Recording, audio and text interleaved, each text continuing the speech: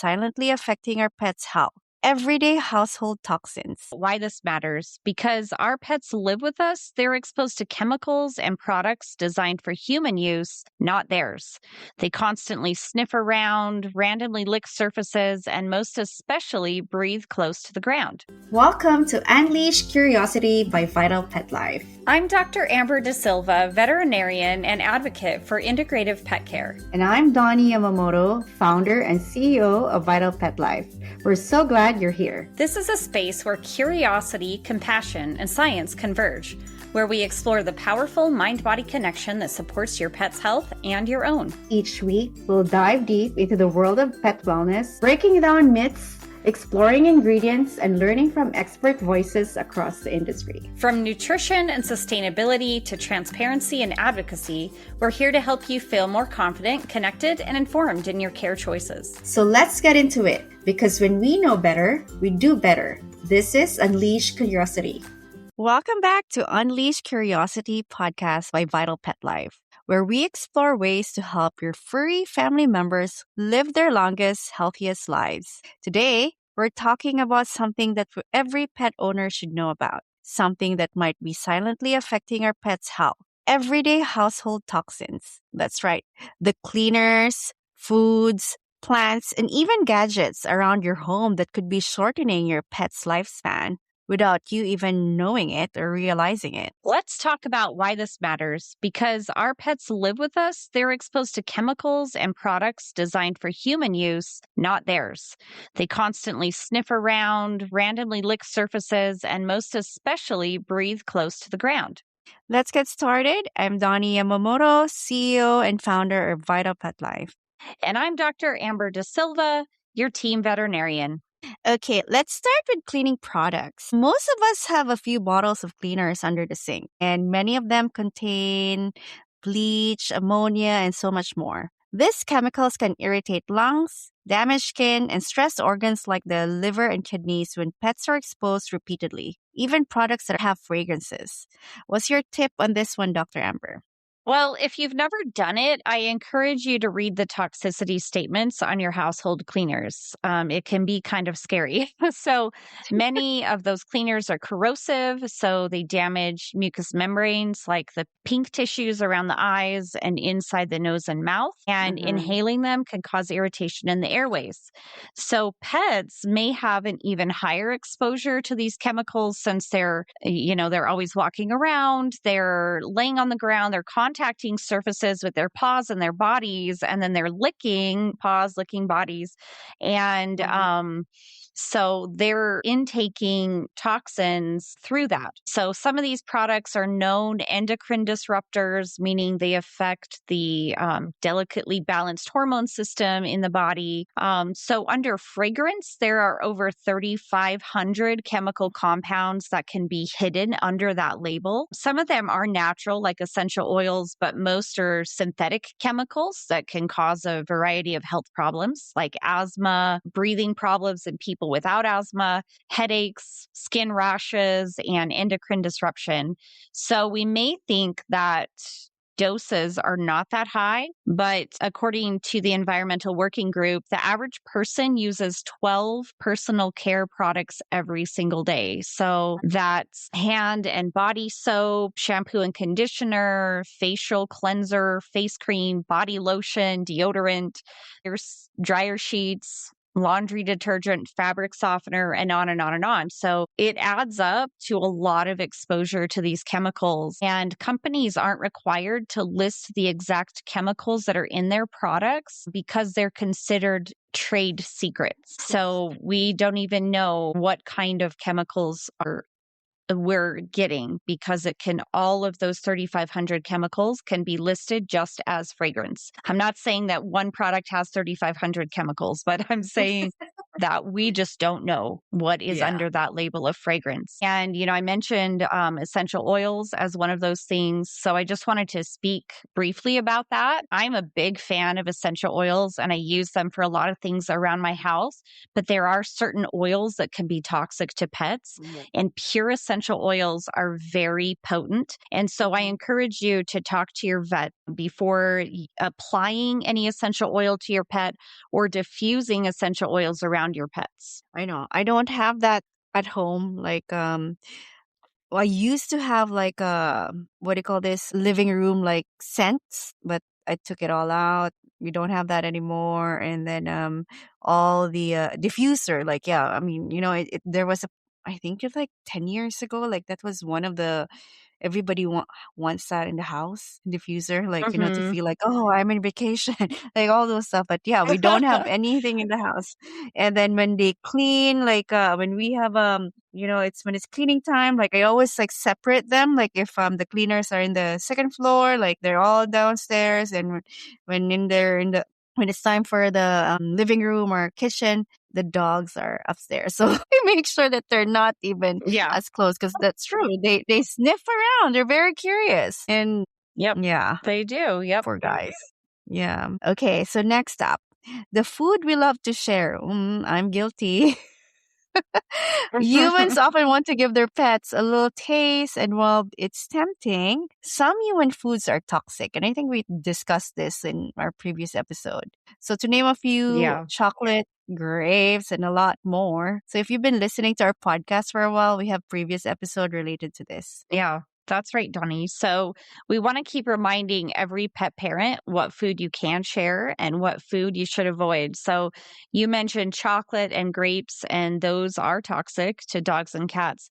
Another thing we want to avoid is alcoholic beverages and raw yeast dough, since alcohol is a byproduct of yeast fermentation. So it has the same effects on cats and dogs as it does people. So most people are pretty familiar with that.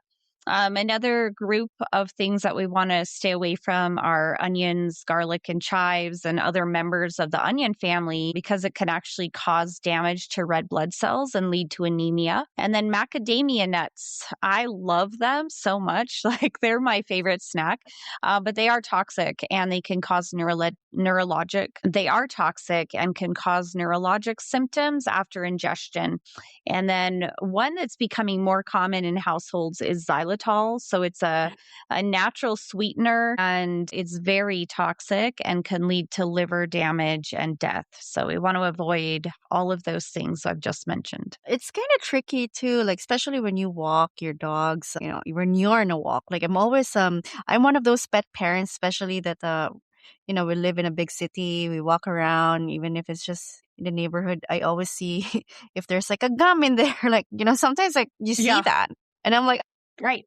always like, no, don't. And these guys, again, they're just really curious. They smell it. They have like I think the smell receptors are way more than humans, right? So they get to smell Oh, it like yeah. yeah. So feel like, I think we have to reiterate, like, when you're in a walk, make sure what's in the pavement, like other than just like grass or like the foxtails that you have. But because I bet there's a lot there too in our walk. In sometimes like we have really nice garden in the neighborhood and all those stuff. But yeah, make sure that there's no gum on the sidewalk. Yeah. Yeah. Okay, pest control products. They're designed to kill pests, but sometimes our dogs and cats may find them irresistible. Now, these products often contain toxic chemicals. Always store these items securely and out of their reach. Dr. Amber, is there a scenario where our pet might have eaten or ingested something toxic? And what should we do? So if you happen to witness the ingestion, I would recommend bringing your pet into a vet clinic immediately for treatment. So some toxins are really fast acting, and it's important to treat them immediately, and it's essential for survival. Save the packaging of whatever's ingested if possible, so that your vet knows what the toxin is, because there are, certain treatments or contraindications depending on what type of toxin it is. So whatever information you can give the vet, that's really important. And then you could also call a local emergency vet clinic or a pet poison center, such as Pet Poison Helpline or the ASPCA Poison Control. So they can give you recommendations over the phone. Most likely, you will also have to take your pet to the vet for further treatment, but there may be more immediate recommendations, especially if it's after hours or you're far from an emergency clinic. Yeah. Okay. So I think last one will be like everyday items. Well, there are plants that are toxic for our pets, but we don't even think about it that batteries and some everyday items that we can't even mention as long because it's so long. But Dr. Amber, what specific plants, batteries can you talk to us about batteries or glues that that we have just laying in our house? Sometimes we forget that this could be something that an animal can be curious about and be Right. nibbling. Yeah. Yeah. And sometimes you think, oh, this smells weird or it tastes bad. My pet would never eat it, but that usually doesn't stop them from trying it. So some of the most toxic plants that are common in homes are lilies and oleander, azaleas, sago palm, and crocuses. But there's a huge long list of toxic plants. So some of them are really toxic and deadly, like the ones we've listed. Some will cause GI upset, vomiting, neurologic signs, like maybe won't necessarily be deadly, but still cause illness. And so you just want to, just really be aware, do your research about the plants that you have in your house or around your yard. And just make sure that your pets can't eat them. As far as batteries are so toxic because of the corrosive chemicals inside them. So if a pet chews on a battery and breaks it open, there can be really severe burns. So if your pet chews on the battery and breaks it open, there can be really severe burns in the mouth. But if they ingest the batteries, those chemicals can also burn the insides in the same way. And so batteries, even those little small button batteries like watch batteries, they're very dangerous. And that especially if they swallow a battery, almost always you're going to have to do surgery on that pet. And then lastly, one that I think we can kind of overlook that's pretty common in households is Gorilla Glue. So even if it's not that name brand, any of the high strength construction glues and wood glues are really toxic to pets. So not only do the chemicals in the glues cause burns to the mucous membranes and, inside the stomach, but when that glue comes into contact with the stomach acid, it actually causes the foam to expand and then become rock hard.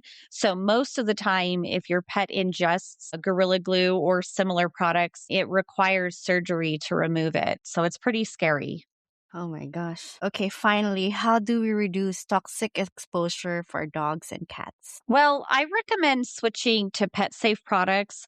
So in my house, I mostly use vinegar and baking soda, and then I use dye and fragrance free products to reduce the chemical. I use dye and fragrance free products to reduce the exposure to harmful chemicals for me and for my pets. I think that we're conditioned to think that certain chemicals and fragrances mean that something's clean or smells fresh, but that's not really the case.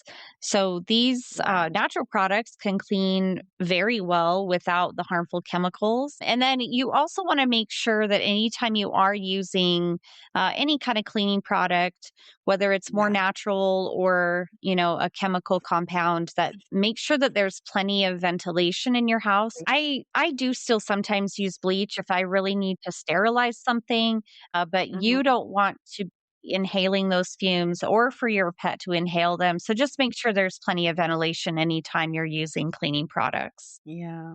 Well, so there you have it. The hidden household toxins that can impact your pet's longevity and practical steps to keep your pets safe. If you found this episode helpful, share it with fellow pet parents. Make sure to subscribe and follow us on Spotify, Apple Podcasts, or YouTube Podcasts so you never miss an episode. Let's continue helping our fur babies live longer, and healthier lives. And if you have a question you want us to answer on the show or a topic you'd love us to explore, send an email to podcast@vitalpetlife.com.